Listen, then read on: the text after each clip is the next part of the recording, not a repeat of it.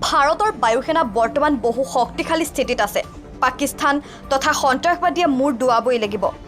পাকিস্তানস্থিত সন্ত্ৰাসবাদী ঘাটিত ভাৰতীয় সেনাই আক্ৰমণ কৰাক লৈ এই প্ৰতিক্ৰিয়া প্ৰকাশ কৰিছে শিৱসাগৰৰ অৱসৰপ্ৰাপ্ত বায়ুসেনা জোৱান সোনা বাবা আলীয়ে।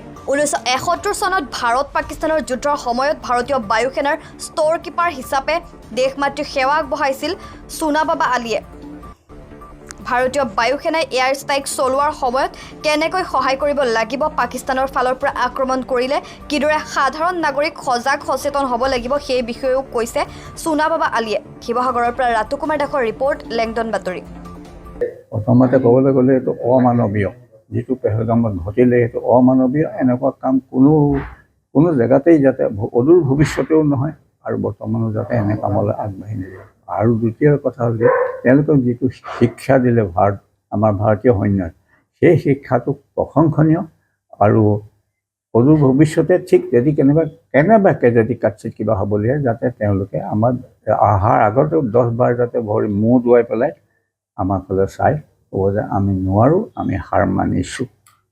1971 চনত আপুনি কি দায়িত্ব? 1971 চনত বায়ুসেনাত মই ষ্ট'ৰ কিপাৰ হিচাপে আছিলোঁ। ষ্ট'ৰ কিপাৰ আমাৰ 5বিধ এয়াৰক্ৰাফ্ট আছিলে বেলেগ বেলেগ ধৰণৰ।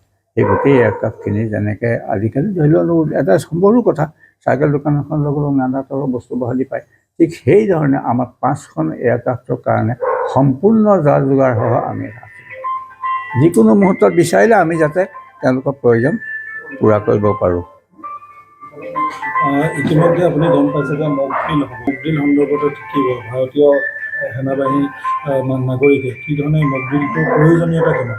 প্ৰয়োজনীয়তা মকড্ৰিলটো মাষ্ট কৰিবই লাগিব। মকড্ৰিল হ'লে অন্ততঃ নিজৰ ছেফটিৰ কাৰণেও বহুত কামত আহে।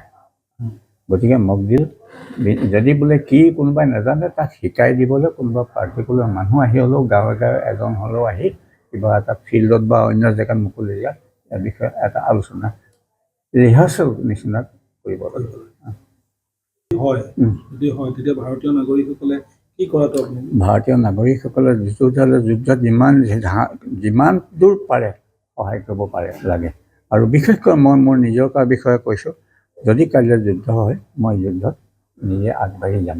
আৰু এইটো যোৱাটো মোৰ কাৰণে যথেষ্ট প্ৰয়োজন। এটলিষ্ট যদি মই কোনোবা এটা মানুহক এগিলাচ পানী খুৱাব পাৰোঁ, সেইটো মোৰ কাৰণে যথেষ্ট হ'ব। এতিয়াও যাব? আৰু মই এতিয়া যাবলৈ মোৰ আপত্তি নাই। কিমান বয়স হ'ল আপোনাৰ? মোৰ 79। এতিয়াও যাব? এতিয়া ওলাম, মোৰ 79 হৈছে, মই এতিয়া যাম।